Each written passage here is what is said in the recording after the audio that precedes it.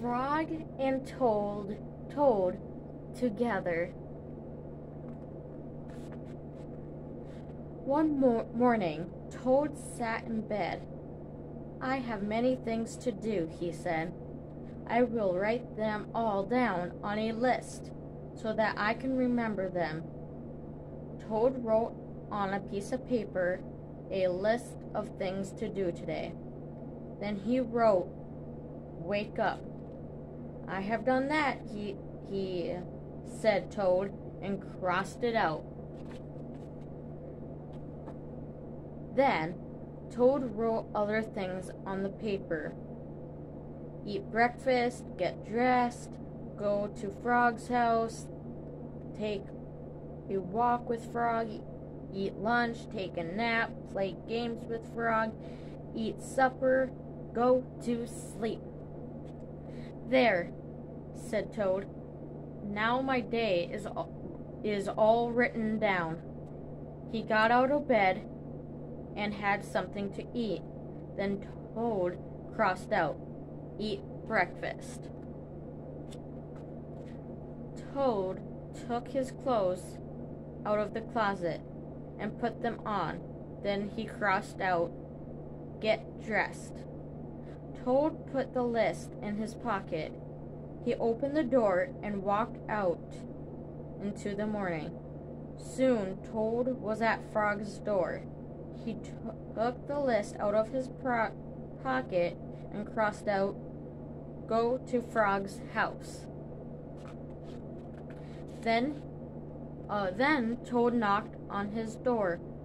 "Hello," said Frog. "Look at my list of things to do today," said Toad. "Oh," said Frog, "that's very nice." Toad said, "My list tells me that we go for a walk." "All right," said Frog, "I'm ready." Frog and Toad went on a walk. Then Toad took the list out of his pocket again and crossed out, "Take a walk with Frog." Just then there was a strong wind. It blew the list out of Toad's hands. The list blew higher up into the air. "Help!" cried Toad. "My list is blowing away. What will I do without my list?" "Hurry," said Frog. "We will run and catch it." "No," shouted Toad. "I can't do that." "Why not?" asked Frog. "Because," wailed the Toad, "running after my list is not one of the things to do that I wrote on my list of things to do." Frog ran after the list. He ran over hills and swamps, but the list blew on and on. At last, Frog came back to Toad. "I am sorry," gasped Frog, "but I could not catch your list." "La," said Toad. "I cannot remember any of the things that were on my list to do. I will just have to sit here and do nothing," said Toad. Toad sat and did nothing. Frog sat with him. After a long time, Frog said, "Toad, it is getting dark. We shall be going to sleep now." "Go to sleep," shouted Toad. "That was the last thing on my list." Toad wrote on the ground with a stick, "Go to sleep." Then he crossed it out. "There," said Toad. "Now my day is all crossed out." "I am glad," said Frog. Then Frog and Toad went right asleep.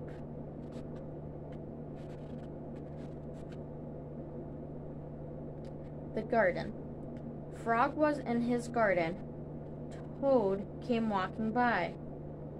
"What a fine garden you have, Frog, he said. Yes, said Frog.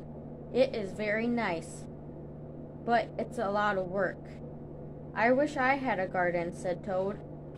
Here are some flower seeds. Plant them in the ground, said Frog, and soon you will have a garden. How soon? Asked Toad. Quite soon, said Frog. Toad ran home and planted some flower seeds. Now, seeds, said Toad, start growing. Toad walked up and down a few times. The seeds did not start to grow. Toad put his head close to the ground and said loudly, Now seeds start growing. Toad looked at the ground again. The seeds did not start to grow. Toad put his head very, very close to the ground and shouted, Now seeds, start growing! Frog came running up the path. What is all this noise? He asked. My seeds will not grow, said Toad. You're shouting too much, said Frog. These poor seeds are afraid of growing. My seeds are afraid of growing, asked Toad. Of course, said Frog. Leave them alone for a few days. Let the sun shine on them, and let rain fall on them. Soon your seeds will start to grow. That night, Toad looked out of his window. Drat, he said. My seeds have not started to grow. They must be afraid of the dark. Toad went outside to his garden with some candles. I will read the seeds a story, said Toad. Then they will not be afraid. Toad read a long story to his seeds. All the next day, Toad sang songs to the seeds. And the next day, Toad read poems to his seeds. And all next day, Toad played music for his seeds. Toad looked at the ground. The seeds still did not grow. What shall I do? Cried Toad. These must be the frightened seeds in the whole world. Then Toad felt very tired and fell asleep. Toad, Toad, wake up, said Frog. Look at your garden. Toad looked at his garden. Little green plants were coming out of the ground. At last, shouted Toad. My seeds have stopped being afraid to grow. And now you will have a nice garden too, said Frog. Yes, said Toad. But you're right, Frog. It was very hard work. Cookies. Toad baked some cookies. These cookies smell very good, said Toad. He ate one. And they taste even better, he said. Toad ran into Frog's house. Frog, Frog, he cried. Toad. Taste these cookies that I have made. Frog ate one of the cookies. These are the best cookies I've ever eaten, said Toad. Frog and Toad ate many cookies, one after another. You know, Toad, said Frog, with his mouth full, I think we should stop eating. We will get sick soon. You are right, said Toad. Let us eat one last cookie and then we'll stop. Frog and Toad ate one last cookie. There were many cookies left from the bowl. Frog, said Toad, let us eat one very last cookie, then we'll stop. Frog ate they ate one last cookies. We must stop eating, cried Toad as he ate another. Yes, said Frog, reaching out for a cookie. We need willpower. What is willpower? Asked Toad. Willpower is trying hard not to do something that you really want to do, said Frog. You mean like trying not to eat these cookies? Asked Toad. Right, said Frog. Frog put the cookies in a box. There, he said. Now we will not eat any more cookies. But we can open the box, said Toad. That is true, said Frog. Frog tried some string around the box. There, he said. Now we will not eat any more cookies. But we can cut the string and open the box, said Toad. That is true, said Frog. The Frog got a ladder. He put the box on a high shelf. There, said Frog. Now we will not eat any more cookies. But we can climb the ladder and take the box down from the shelf and cut the string and open the box, said Toad. That is true, said Frog. He climbed the ladder and took the box down on the shelf. He cut the strings and opened the box. Frog took the box outside. He shouted in a loud voice, "Hey, birds! Here are some cookies!" Birds came from everywhere. They picked all the cookies in their beaks and flew away. Now we have no more cookies to eat, he said sadly. Not even one. Yes, said Frog, but we have lots of willpower. You may keep it all, Frog, said Toad. I am going home now to bake a cake. Dragons and Giants. Frog and Toad were reading a book together. The people in this book are brave, said Toad. They fight dragons and giants, and they were never afraid. I wonder if we are brave, said Frog. Frog and Toad looked in the mirror. We look brave, said Frog.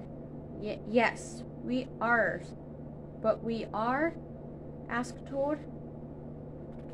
Frog and Toad went outside. We can try to climb this mountain, said Frog. That should tell us if we are brave.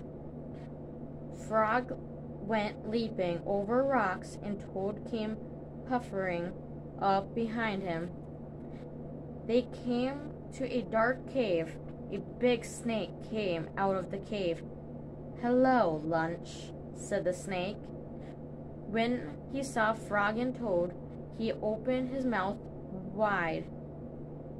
Frog and Toad jumped away. Toad was shaken. I am not afraid, he cried.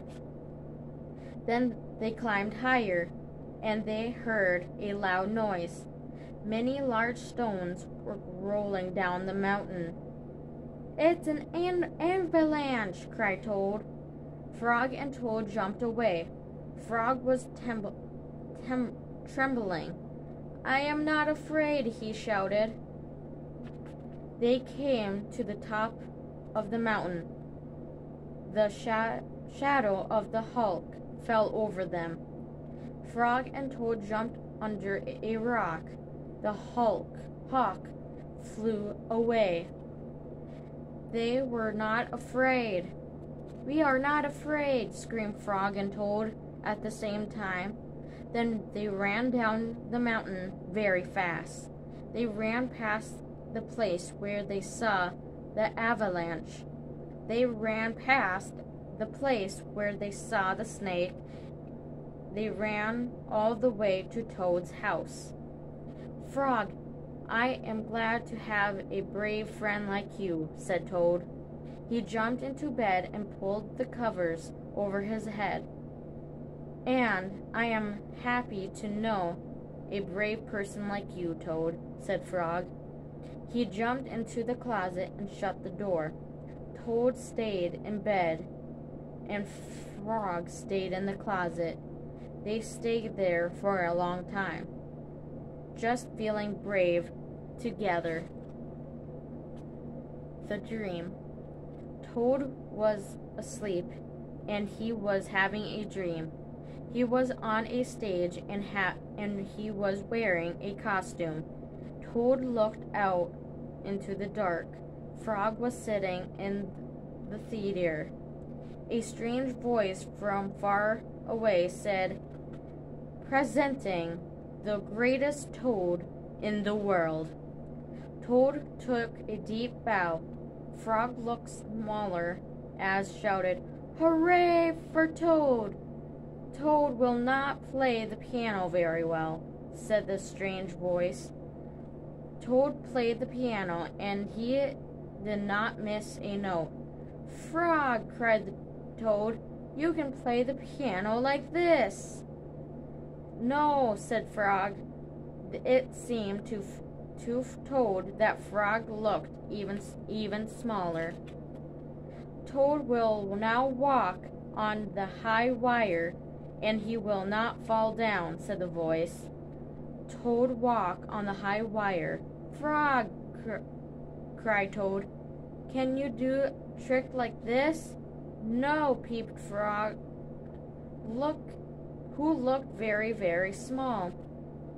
"Toad will now dance, and he will be wonderful," said the voice. "Frog, can you be wonderful like this?" said Toad, as he danced all over the stage. There was no answer. Toad looked out into the theater. Frog was so small that he could not see or hear. "Frog," said Toad, "where are you?" There is no answer. "Frog, what have I done?" cried Toad. Then the voice said, "The greatest Toad will now—" "Shut up!" cried Toad. "Frog, Frog, where have you gone?" Toad was spinning in the dark. "Come back, Frog," he shouted. "I will be lonely." "I am right here," said Frog. Frog was standing near Toad's bed. "Wake up, Toad," he said. "Frog, is that really you?" said Toad. "Of course it is me," said Frog. "How and where are you own right size?" asked Toad. "Yes, I think so," said Frog. Toad looked at the sunshine coming through the window. "Frog," he said, "I am glad that you came over." "I always do," said Frog. Then Frog and Toad ate a big breakfast. After that, they spent a fine long day together.